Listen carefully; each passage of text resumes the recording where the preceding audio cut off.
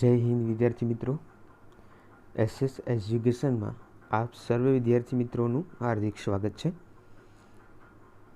વિદ્યાર્થી મિત્રો, આજે આપણે અભ્યાસ કરીશું સામાજિક વિજ્ઞાન ધોરણ 8 ચેપ્ટર નંબર 7 આબોહવાકીય ફેરફાર વિશે. તો વિદ્યાર્થી મિત્રો, આ પાઠના આગલા વિડીયોની અંદર આપણે ઘણી સંકલ્પનાઓ વિશે ચર્ચા કરી હતી, જેમાં વાતાવરણ, આબોહવા અને હવામાન, આ 3 સંકલ્પનાઓ જરૂરી છે કે આપણે આબોહવાકીય ફેરફાર જે ચેપ્ટર છે એ સમજવા માટે. તો સૌપ્રથમ વાતાવરણ એટલે શું, ફરીથી આપણે યાદ કરી લઈએ. વાતાવરણ એ પૃથ્વીની ચારે બાજુ વીંટળાઈને આવેલા હવાના આવરણને વાતાવરણ કહેવામાં આવે છે. ત્યાર પછી વિદ્યાર્થી મિત્રો, આબોહવાના ફેરફાર કોને કહેવાય એ પણ આપણે જોયું. આબોહવાના ફેરફાર કે જેમાં વૈશ્વિક તાપમાન વધવાથી તાપમાન, પવનની દિશા અને ભેજ વગેરેમાં જે ફેરફાર થાય છે તેને આબોહવાના ફેરફાર કહેવામાં આવે છે. જુઓ, પવન, તાપમાન, પવનની દિશા છે, તાપમાન છે અને ભેજ એ વૈશ્વિક તાપમાનમાં ફેરફાર થાય એને આબોહવાકીય ફેરફાર કહેવામાં આવે છે. ત્યાર પછી વિદ્યાર્થી મિત્રો, આપણે જોયું વિશ્વમાં અલગ અલગ જગ્યાની આબોહવા, એમાં કેટલાક દેશોની આબોહવા વિશે આપણે જોયું. સૌથી વધારે ઠંડી, સૌથી વધારે ગરમી અને સૌથી વધારે વરસાદ, એના કારણો પણ વિદ્યાર્થી મિત્રો આપણે ચર્ચા કરી. ત્યાર પછી હવામાન એટલે શું. હવામાન છે એ ટૂંકા ગાળાની સ્થિતિ છે અને આબોહવા છે એ લાંબા ગાળાની સ્થિતિ છે. એટલું તમારે મગજમાં બેસાડી દેવાનું છે. હવામાન ટૂંકા ગાળાની એટલે કે કોઈ પણ પ્રદેશના તાપમાન, ભેજ અને વરસાદની ટૂંકા ગાળાની સરેરાશ સ્થિતિ એટલે હવામાન. કોઈ પણ પ્રદેશના તાપમાન, ભેજ અને વરસાદની ટૂંકા ગાળાની સરેરાશ સ્થિતિ એટલે હવામાન. તો વિદ્યાર્થી મિત્રો, હવે આબોહવા, તો આબોહવા છે એ લાંબા ગાળાની સ્થિતિ છે. એટલે માત્ર અહીંયા કોઈ પણ પ્રદેશના છે ત્યાં 35 વર્ષથી વધારે લખી નાખવાનું. 35 વર્ષથી વધારે, 35 વર્ષોથી વધારે સરેરાશ તાપમાન, ભેજ અને વરસાદની સરેરાશ સ્થિતિ એટલે હવામાન, આબોહવા. 35 વર્ષથી વધારે વર્ષોના સરેરાશ તાપમાન, ભેજ અને વરસાદની સરેરાશ સ્થિતિ એટલે આબોહવા. આબોહવા એટલે ક્લાઇમેટ. તો આ સંકલ્પનાઓ વિદ્યાર્થી મિત્રો આવડતી હોવી જોઈએ. ત્યાર પછી અહીંયા તમને પાઠ્યપુસ્તકની અંદર જે ચિત્રો આપવામાં આવેલા છે, આ ચિત્રો વિદ્યાર્થી મિત્રો ગ્રીન હાઉસ ઇફેક્ટની અસરના કારણે આબોહવા જે છે એટલે કે ક્લાઇમેટ ચેન્જ, બદલાતી આબોહવાના પ્રશ્નો ઉદ્ભવે છે. તો ક્લાઇમેટ ચેન્જ, આબોહવા અને વૈશ્વિક તાપમાનમાં ફેરફાર કેમ થાય છે. હવે પૃથ્વીમાં તાપમાન છે એ કેમ વધે છે. આશરે તમે જોઈ શકો છો કે હવે વૈશ્વિક તાપમાન છે એમાં વધારો થઈ રહ્યો છે. ક્યાંક ઠંડી ખૂબ જ પડી રહી છે, ક્યાંક વરસાદ ખૂબ જ વરસી રહ્યો છે. ઋતુઓ જે છે એ ઋતુઓનું જે પરિવર્તન છે, ઋતુઓની જે લક્ષણો છે એમાં ચેન્જ આવી રહ્યો છે. એનું કારણ શું છે એ વિદ્યાર્થી મિત્રો ચાલો આપણે જોઈએ. તો એ કારણ એ જ છે ક્લાઇમેટ ચેન્જ, બદલાતી આબોહવા. એ કુદરતી પણ કારણ અને માનવ સર્જિત પણ કારણ છે. એના પહેલાં આપણે વિદ્યાર્થી મિત્રો ગ્રીન હાઉસ ઇફેક્ટ શું છે એ જાણવું ખૂબ જ જરૂરી છે. તો ચાલો આપણે પહેલાં એ જાણી લઈએ ગ્રીન હાઉસ ઇફેક્ટ એટલે શું. વિદ્યાર્થી મિત્રો, આપ જાણો છો કે જ્યાં ઠંડી આબોહવાવાળા દેશોમાં સૂર્યતાપ ઓછો અનુભવાય છે, એટલે કે ત્યાં ગરમી ઓછી પડે છે, સૂર્યપ્રકાશ ઓછો પડે છે, તેથી છોડ, શાકભાજી તથા વૃક્ષોનો વિકાસ અટકે છે. તેથી પર્યાપ્ત માત્રામાં ગરમી મળી રહે છે.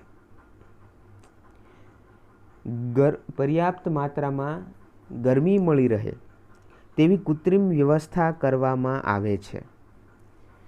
એમાં એક ઓરડો હોય છે. એ ઓરડાની જે છત છે એની છત કાચ કે કાપડની છત રાખવામાં આવે છે, જેથી અહીં ગરમી જળવાઈ રહે, જેને ગ્રીન હાઉસ ઇફેક્ટ કહેવાય છે. એટલે સામાન્ય રીતે તમે જુઓ છો કે એક ઓરડા જેવું છે અને એની છત જે છે એ કાચ કે કાપડની રાખવામાં આવે છે, જેનાથી શાકભાજી જે છે એનો વિકાસ થઈ શકે, એને પૂરતી ગરમી મળી રહે. જ્યાં ઠંડો પ્રદેશ છે, જ્યાં ઠંડી આબોહવા છે, એવા દેશોમાં વિદ્યાર્થી મિત્રો સૂર્યતાપ ઓછો પડે છે એટલે શાકભાજીનો વિકાસ અટકે છે, વનસ્પતિઓનો પણ વિકાસ અટકી જાય છે, શાકભાજી થતી નથી. હવે એટલા માટે હવે ગરમી જાળવવા માટે એની કૃત્રિમ વ્યવસ્થા કરે છે. જે ઓરડો હોય છે, ઓરડો એની છત કાચ કે કાપડની રાખવામાં આવે છે, જેથી શું થાય છે, પૂરતા પ્રમાણમાં એને ગરમી મળી રહે.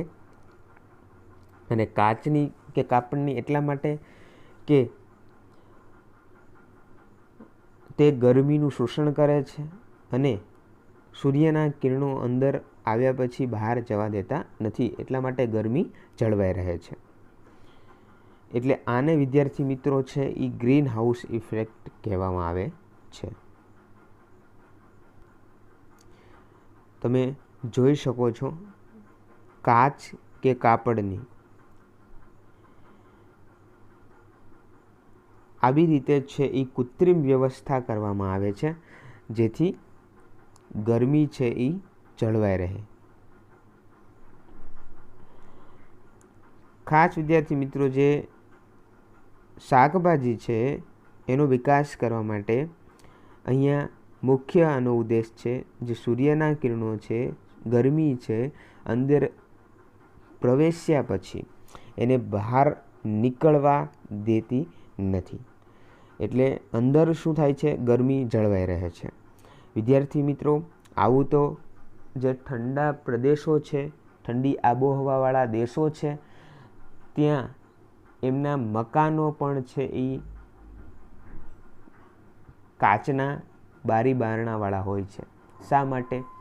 તો કાચના બારી બારણા હોય છે એનાથી સૂર્ય પ્રકાશ છે એ અંદર ઘરમાં જળવાઈ રહે છે, એટલા માટે. તો આવી પદ્ધતિથી વિદ્યાર્થી મિત્રો શાકભાજી છે એ ઉગાડવામાં આવે છે. ઇઝરાયલ વિદ્યાર્થી મિત્રો એવો દેશ છે જે આવી ટેકનોલોજી દ્વારા શાકભાજીનું વધુને વધુ ઉત્પાદન મેળવી તેની નિકાસ કરે છે અને કરોડો ડોલરનું હુંડિયામણ કમાય છે. એટલે ઇઝરાયલ દેશ છે વિદ્યાર્થી મિત્રો એ આવી રીતે વિદ્યાર્થી મિત્રો આ પદ્ધતિથી ગ્રીન હાઉસ ઇફેક્ટ જેવી પદ્ધતિથી શાકભાજી ઉગાડે છે અને તેનાથી કરોડો ડોલર છે એ કમાય છે. હવે વિદ્યાર્થી મિત્રો આગળ જોઈએ આપણે બદલાતી આબોહવા, ક્લાઇમેટ ચેન્જ. નીચે તમને થોડાક દ્રશ્યો આપેલા છે. એ અલગ અલગ પ્રદેશની આબોહવા અલગ અલગ છે. તો તમારે એક એક વાક્ય પાઠ્યપુસ્તકની અંદર લખવાનું છે કે પેલું ચિત્ર છે આ, તો ત્યાં કેવી આબોહવા છે, ત્યાં દુષ્કાળ પડ્યો હોય એવી આબોહવા જે છે, ત્યાં દુષ્કાળ પડેલો છે એટલે ત્યાં ઘણા વર્ષોથી વરસાદ નથી થયેલો, અનાવૃષ્ટિ થયેલી છે. એવી રીતે વિદ્યાર્થી મિત્રો તમારે છે એ એક એક વાક્ય તમારે લખવાનું છે. તો બદલાતી આબોહવા ક્લાઇમેટ ચેન્જનો પ્રશ્ન શા માટે થાય છે વિદ્યાર્થી મિત્રો? હવે આપણે ગ્રીન હાઉસ ઇફેક્ટ વિશે જોયું. તો આ ગ્રીન હાઉસ ઇફેક્ટ એ તો શાકભાજી ઠંડા પ્રદેશોમાં આ પદ્ધતિ ઉપયોગમાં લેવામાં આવે છે જેનાથી ફાયદો થાય છે, બરાબર.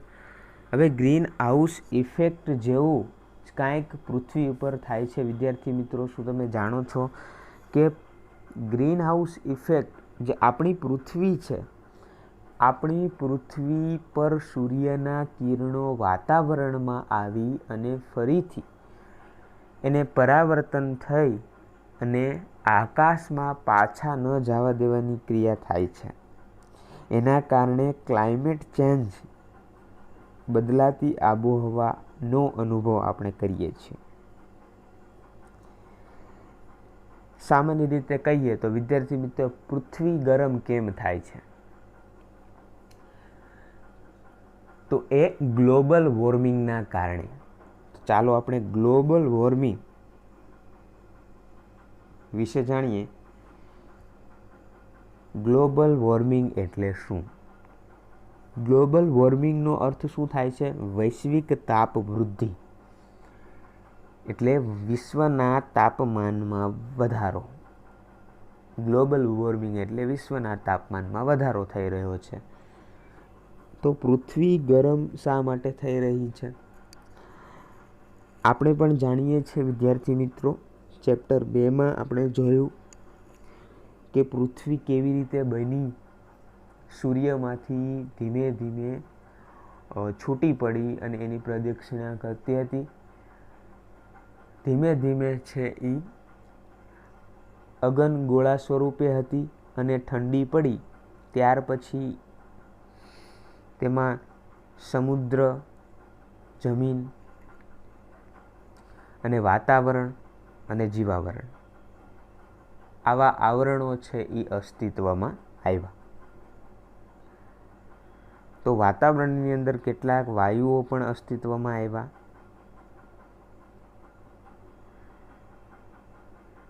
હવે કેટલાક વાયુઓના કારણે પૃથ્વી જે છે એ ગરમ થઈ રહી છે અને એ માનવ સર્જિત વાયુઓ છે. કેટલાક કુદરતી પણ છે અને કેટલાક માનવ સર્જિત. એના કારણે ગ્લોબલ વોર્મિંગ થાય છે.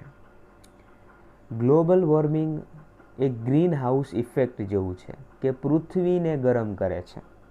ગ્રીન હાઉસમાં આપણે જોયું કે શાકભાજીને પૂરતા પ્રમાણમાં, પર્યાપ્ત માત્રામાં ગરમી મળી રહે એટલા માટેની કૃત્રિમ વ્યવસ્થા. તો અહીંયા જે છે એ ગ્રીન હાઉસ ઇફેક્ટ થાય છે કે પૃથ્વી ઉપર સૂર્યના કિરણો આવે છે, કેટલાક પરાવર્તન પામી પાછા જાય છે અને કેટલાક સીધા પૃથ્વી ઉપર પડે છે અને એ પાછા જતા નથી.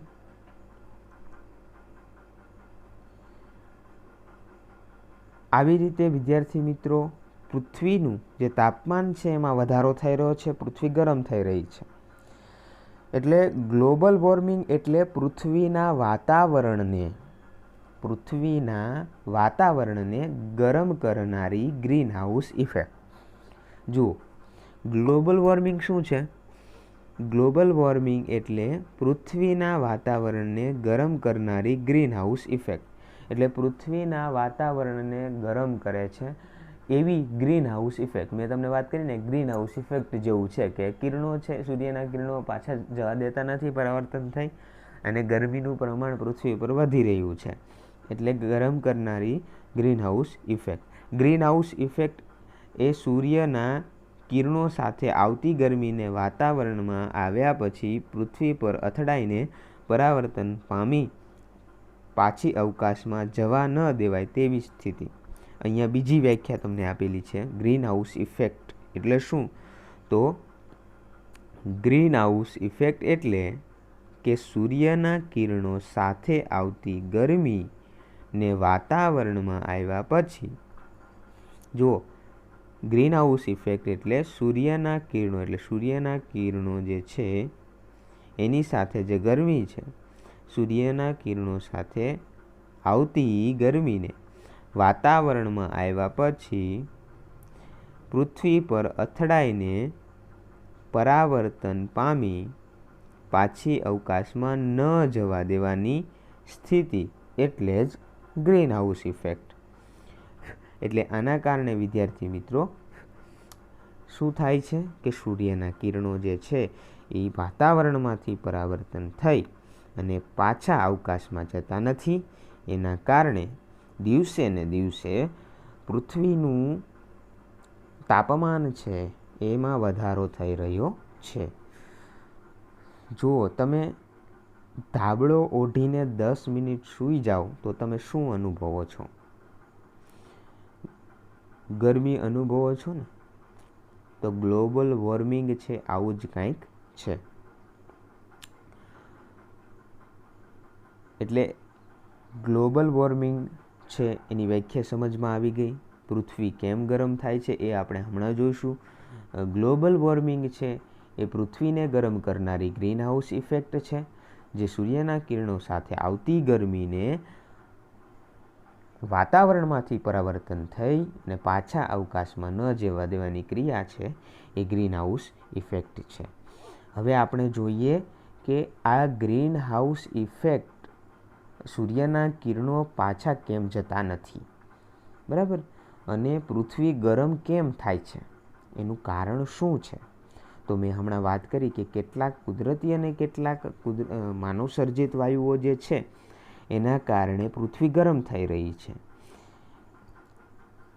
તો ગ્રીન હાઉસ ઇફેક્ટમાં સક્રિય ફાળો આપતા કાર્બન ડાયોક્સાઇડ. તો ગ્રીન હાઉસ ઇફેક્ટ જે હમણાં વાત કરી કે પૃથ્વીને ગરમ કરનારી પ્રક્રિયા, તો આ જે વાયુઓ છે એમાં સક્રિય ફાળો આપે છે. આ વાયુઓના કારણે વિદ્યાર્થી મિત્રો પૃથ્વી ગરમ થઈ રહી છે. એટલે એને ગ્રીન હાઉસ વાયુઓ પણ કહેવામાં આવ્યા છે. તો એ કયા કયા વાયુઓ છે? એક કાર્બન ડાયોક્સાઇડ છે, મિથેન, નાઇટ્રસ ઓક્સાઇડ, ક્લોરોફ્લોરોકાર્બન અને હેલોકાર્બન ને લીધે છે એ ગ્રીન હાઉસ વાયુઓ તરીકે ઓળખવામાં આવે છે. આ વાયુઓનું પ્રમાણ વધવાથી આબોહવા પરિવર્તન, ક્લાઇમેટ ચેન્જનો પ્રશ્ન વિદ્યાર્થી મિત્રો ઉદ્ભવે છે. તો આ વાયુઓને ખાસ યાદ રાખજો. કાર્બન ડાયોક્સાઇડ CO2 છે, મિથેન છે, નાઇટ્રસ ઓક્સાઇડ, ક્લોરોફ્લોરોકાર્બન CFC, ક્લોરોફ્લોરોકાર્બનને આપણે CFC તરીકે પણ ઓળખીએ છીએ. ત્યાર પછી હેલોકાર્બન. આ વાયુઓ જે છે એ ગ્રીન હાઉસ વાયુઓ તરીકે ઓળખાય છે. સ્ક્રીન ઉપર તમે જોઈ શકો છો કે પૃથ્વી પર જે સૂર્યના કિરણો પડે છે એ અહીંયા વાતાવરણમાંથી પાછા ફરે છે. તો આવું ગ્રીન હાઉસ વાયુઓને કારણે થઈ રહ્યું છે.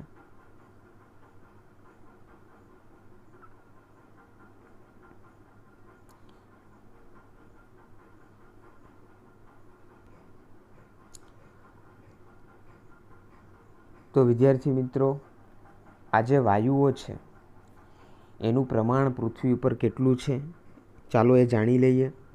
અને છેલ્લા 100 વર્ષોની વાત કરીએ તો છેલ્લા 100 વર્ષોમાં તાપમાનમાં 0.6 સેલ્સિયસનો વધારો થઈ રહ્યો છે. એટલે આ વાયુઓને કારણે છેલ્લા 100 વર્ષની અંદર આટલું તાપમાન 0.6 સેલ્સિયસનો વધારો થયો છે. ત્યાર પછી પૃથ્વી ઉપર